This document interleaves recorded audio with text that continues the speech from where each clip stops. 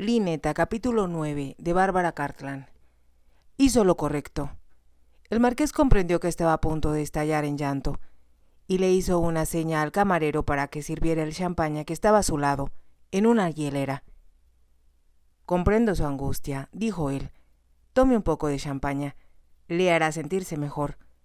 Obedeciendo, Lineta levantó la copa hasta sus labios y después de un momento, el marqués le preguntó: «Cuando nos conocimos en el barco, ¿tenía alguna idea de cómo ganar dinero? No esperaría que Mary Ernestine d'Anthony, que suponía trabajaba para sostenerse, la mantuviera». «No, desde luego que no. Imaginé que podría dar clases de inglés a niños franceses». Hizo una pausa para mirar al marqués. «Pero Blanche adujo que ninguna dama me emplearía. Dijo que yo era demasiado joven y demasiado bonita». A Lineta le causó pena decir eso, y otra vez se ruborizó, bajando la mirada, y las oscuras pestañas chocaron contra sus mejillas. «Eso es muy cierto», dijo secamente el marqués, «y no hay nada más que pueda hacer». Lineta levantó las manos con un gesto de impotencia. «Supongo que, gracias a Mademoiselle Antigny, soy una persona educada. He leído mucho, sé coser, pero me temo que no poseo otras aptitudes». El marqués permanecía callado. Lineta le dijo, rogándole: «Por favor, ayúdeme a decidir lo correcto. Esta mañana deseé poder hablar con usted y pedirle consejo sobre la carrera que Blanche d'Antigny y Marguerite Ballinger le sugirieron. Ellas me explicaron que se trataba de que un hombre tuviera una segunda esposa, porque en Francia el matrimonio siempre es de conveniencia. Pero no estoy segura de que mamá lo hubiera aprobado, a pesar de que era francesa». «Estoy completamente seguro de que no lo hubiera aprobado», dijo el marqués convencido. Lineta lo miró asombrada. «Eso pensé yo, aunque tal como Marguerite me lo explicó, pareció muy sensato. Pero la pregunta es, ¿qué puedo hacer?» «Debe hacer algo», dijo el marqués casi hablando para sí. Al observar la ansiosa mirada de Lineta, añadió: «Creo que debe darme un poco más de tiempo para pensar en esto, y sugiero que lo hagamos a un lado por el momento. Me gustaría escuchar sus impresiones de París, y después que termine su champaña podría pasear. No creo que nadie le haya enseñado París de noche». Los ojos de Lineta se iluminaron. «Me gustaría mucho», contestó. «Y si no lo toma como una descortesía, preferiría no beber más. Si he de serle franca, no me gusta mucho el champaña. En ese caso nos marcharemos ahora». El marqués hizo una señal con la mano, y el camarero se apresuró a llevarle la cuenta. Puso algunos billetes sobre la mesa y preguntó si el portero podía conseguirle un voiture. «Quiero uno bueno», dijo, «y descubierto». «Oui, monsieur», contestó el camarero, y después de unos minutos regresó para decir que el carruaje estaba en la puerta. El marqués ayudó a Lineta a levantarse y salieron del restaurante para encontrarse con el cómodo voiture descubierto y al cochero que esperaba instrucciones. «A la Plaza de la Concordia», ordenó, sentándose con Lineta en el asiento trasero. El marqués notó su peinado a la moda, con bucles que le caían en la parte posterior de la cabeza, sujetos por pequeños ramos de campanillas blancas. «Es la misma imagen de la primavera», pensó, preguntándose cuánto tiempo permanecería así, antes que París la echara a perder y la volviera dura y avara como las otras demi-mondaines. «No debe suceder jamás», se repitió, preguntándose cómo evitarlo. Pasaron por la calle de Rivoli y el marqués le refirió a Lineta historias acerca de los jardines de las Tullerías, a su izquierda. Llegaron a la Plaza de la Concordia, reluciente con las luces de gas, y vieron las fuentes, el obelisco en el centro y los campos elíseos, como un río de luz que desemboca arriba en el cielo, cuajado de estrellas. «Es precioso», exclamó Lineta, «más hermoso de lo que imaginé. Esta hora de la noche es la mejor de París. Casi no hay tránsito y muy poca gente. Ella le dirigió una sonrisa, como si pensara lo mismo. Luego él le dio instrucciones al cochero para que se detuviera al otro lado de la fuente, al pie de los campos elíseos. Los castaños están floreciendo, le dijo. Si conservamos el Buitur, ¿le gustaría caminar un poco?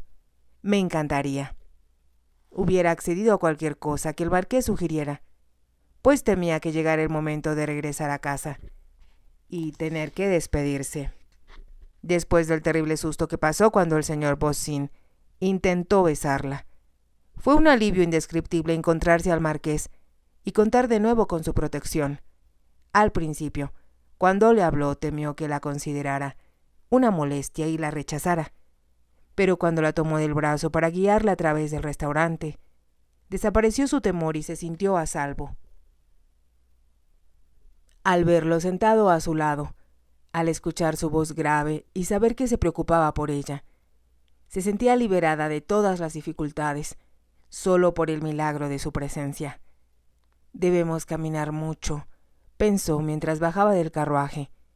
No puedo regresar a la avenida Friedland solo para permanecer despierta, preguntándome si lo volveré a ver. Luego pensó que tal vez el señor Bischofheim y Blanche la reprenderían por portarse rudamente con su amigo, el señor Bosin, y de seguro Blanche la consideraría infantil y tonta por haber tenido miedo. ¿Era acaso preciso que aceptara las insinuaciones del señor Bosin solo porque la había invitado a cenar?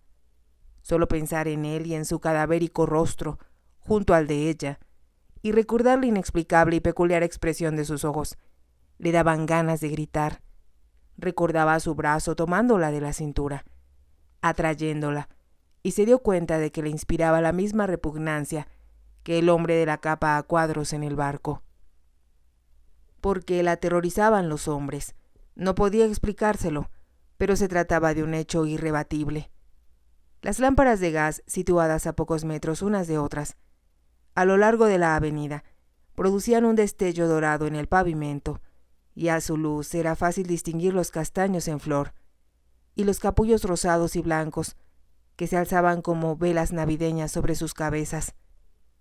Lineta miró hacia arriba y el marqués pudo observar la perfección de su cuello y la pequeña nariz reflejada contra la oscuridad de los árboles. «Todo parece encantado», exclamó ella. «Además, estoy segura de que París es una ciudad encantadora». «¿Qué le hace pensar eso?», preguntó el marqués. «Creo que el hecho de que todo el mundo habla de París con tanta emoción, casi como si se tratara de una mujer. Nadie se refiere a Londres como ella, pero París siempre es ella». El marqués se rió. «Es cierto lo que dice, y por ahora París es la más divertida y extravagante capital europea. Pero también hay mucha pobreza. ¿Cómo lo sabe? He visto a mucha gente andrajosa al ir al teatro. Y cuando le pregunté a la doncella que me ayude en casa de Blanche cuánto ganaba la clase trabajadora, me dijo que muy poco». «¿Cuánto?», preguntó el marqués. Le sorprendía que a Lineta le interesara investigar sobre la pobreza de París. Sabía muy bien que muchos pobres vivían en lamentables condiciones y que detrás de los anchos bulevares y las elegantes mansiones construidas por Haussmann existían destartaladas e insalubres chozas, más deprimentes que las que podían verse en Inglaterra. «La doncella me informó», contestó Lineta con voz suave, «que la gran mayoría de las mujeres trabajadoras de París viven de la costura. Al principio llegué a pensar en dedicarme a eso, pero no sé bordar ni la mitad de bien que las francesas». «¿Cuáles son sus salarios?», preguntó el marqués. «Una costurera con mucha experiencia puede ganar unos 5 francos diarios, pero la mayoría gana 2. Lineta lanzó un suspiro. «¿Cómo pueden vivir con 2 francos al día?», se preguntó. «Es un contraste muy duro que un vestido de Monsieur Ward cueste 1.200 francos».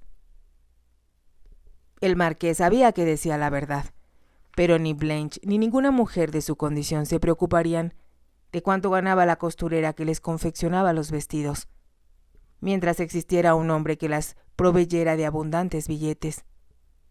Caminaron un poco y después el marqués enlazó su brazo con el de Lineta y le oprimió la mano.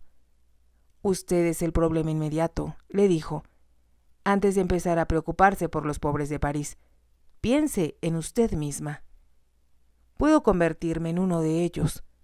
Es improbable, contestó el marqués, y al instante recordó a Jacques Bossin. Sabía bien que con la ayuda de Blanche y de Marguerite, a Lineta le sería fácil conocer a los hombres más ricos e importantes de París. Todas las noches la llevarían a alguna fiesta de las demi-mondaines y cualquier mujer que fuera tan joven, fresca e inocente como ella atraería de inmediato la atención. No olvidaba sus palabras acerca de convertirse en segunda esposa. Se lo habían descrito como una cosa razonable.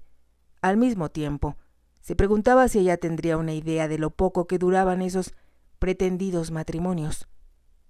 Había excepciones, por supuesto. Blanche había permanecido con su príncipe casi 5 años, pero entonces estaban en Rusia.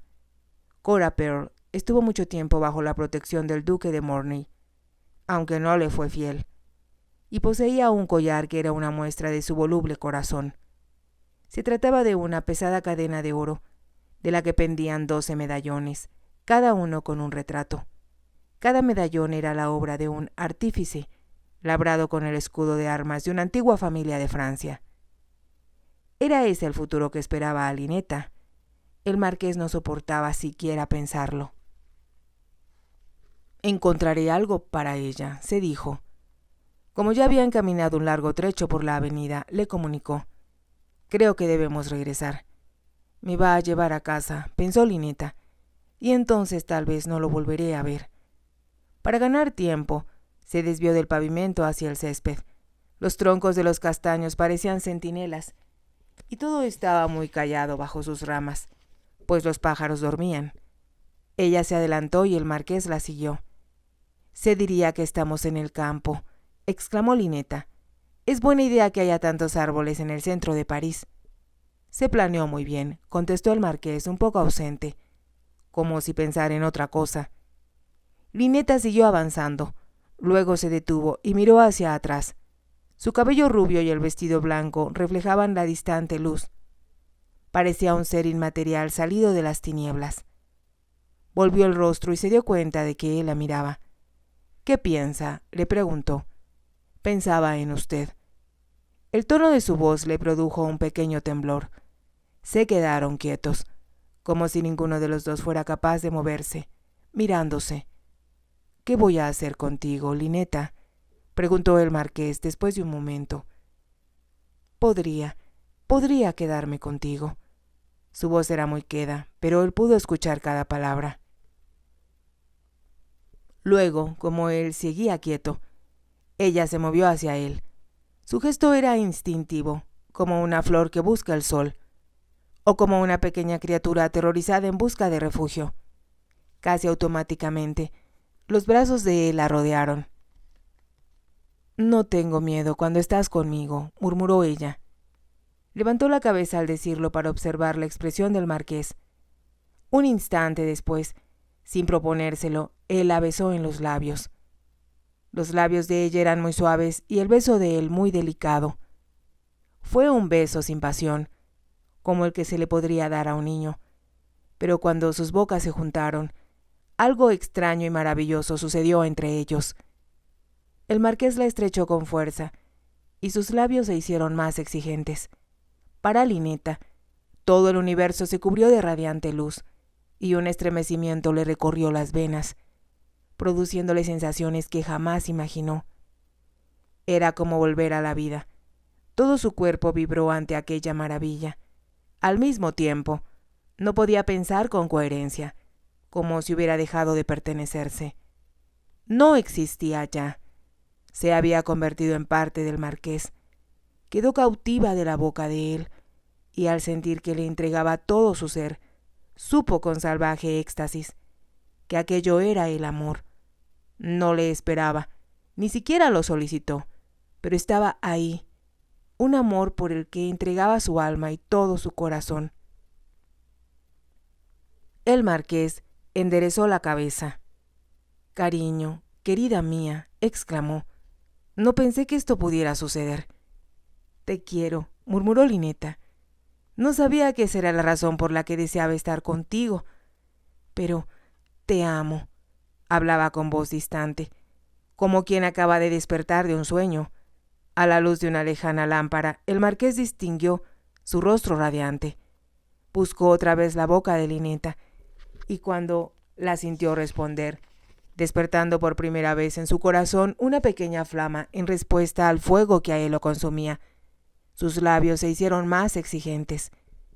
Comprendió que ella no le temía y, también, que sus labios le habían hecho conocer a él una magia que jamás imaginó. Habían habido muchas mujeres en la vida del marqués, pero todas fueron mujeres experimentadas, que trataron de atraparlo antes que él se interesara por ellas. Mujeres que se valieron de todos los recursos femeninos para conseguir sus propósitos.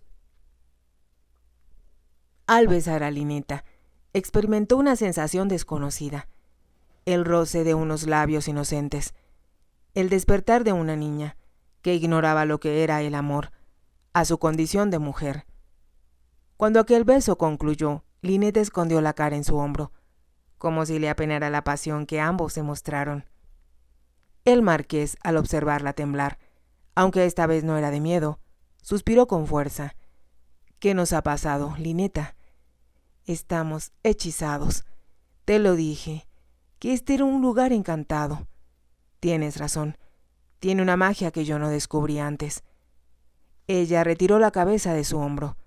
¿Es verdad eso?, preguntó. Tú debes conocer tanto del mundo y tratado a tantas mujeres. Yo, en cambio, soy ignorante e inexperta, pues jamás conocí a un hombre como tú. Me doy cuenta de eso, Lineta, y es por ello que debo cuidarte. Eso es lo que deseo que hagas.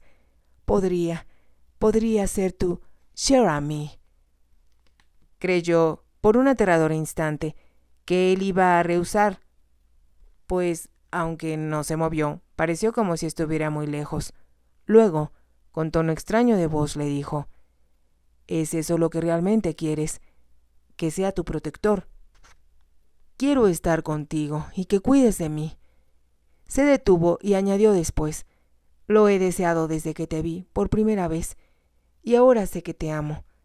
Creí que era imposible enamorarse a primera vista, dijo él, pero me equivoqué.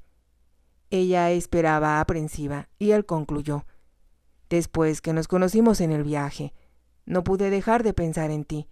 No comprendía por qué tu imagen acudía a mi mente una y otra vez. Lineta suspiró de alegría. Tal vez fuimos hechos el uno para el otro, repuso. Tal vez fue el destino el que me llevó a tu camarote, para hacerme saber que tú podías ayudarme. Y el destino decretó que nos encontráramos de nuevo esta noche, contestó el marqués. Deseé 1000 veces, desde que te perdí, haberte preguntado a dónde te dirigías. Al decir esto, se preguntó si de haber sabido en Calais que Lineta planeaba irse a vivir con Blanche de Attigny, habría tratado de disuadirla. Y se respondía ahora que no hubiera permitido que permaneciera en la avenida Friedland. No deseaba hablar sobre ello y la besó otra vez. Al sentirla temblar contra su cuerpo, se sintió transportado por una extraña magia que, si había de ser sincero consigo mismo, jamás conoció antes. Una pequeña crítica, parte de su mente, le advirtió que era imposible que él, por lo general tan cínico, pudiera sentirse como un colegial embobado con su primer amorío. Pero era cierto. Veía ahora a Lineta no como a un ser humano, sino como a un fragmento de sus sueños, capaz de reverdecer todos sus ideales de hidalguía y las mitológicas leyendas y aspiraciones heroicas olvidadas desde su primera juventud. Al fin, cuando se separaron, el rostro del marqués reflejaba la misma felicidad que el de Lineta, y sus ojos la misma arrobada luz. Sin hablar, Lineta deslizó su mano en la de él, y caminaron de regreso a través de los árboles de la Plaza de la Concordia, hacia donde los esperaba el carruaje. Todavía en silencio, el marqués la ayudó a subir al coche, y cuando los caballos emprendieron la marcha, Ella se volvió hacia él con un murmullo inarticulado y apoyó la cara contra su hombro. —¿Estás contenta, preciosa? —le preguntó él. —Muy feliz, en una forma increíble, maravillosa, como si mi cuerpo entero cantara de gusto por conocerte y porque me besaste. El marqués llevó una mano de ella hacia sus labios. —Eres mía. —Eso es lo que quiero ser —dijo Lynetta—. ¿Cuándo podré estar contigo? Lo discutiremos mañana. Deseo sacarte de esa casa y encontrar un lugar donde podamos estar juntos. Al observar la expresión de Lynetta, comprendió lo feliz que la hicieron sus palabras. ¿Qué le diré a Blanche? Probablemente se enojará conmigo por mi descortesía de esta noche al huir del señor Bosin. Iré mañana a hablar con Blanche d'Antigny. ¿A qué hora se levanta? No muy temprano, pero creo que saldrá a ensayar como a las 11. Llegaré a las 10:30. ¿Le podrías dejar un mensaje? Sí, se lo daré a la doncella cuando me lleve el desayuno. Se detuvo para preguntarle despreocupada. Vendrás, no te arrepentirás. Si te ha gustado, te invito a que te suscribas, a que me regales un me gusta y actives la campanita para que puedas seguir escuchando esta historia. Gracias.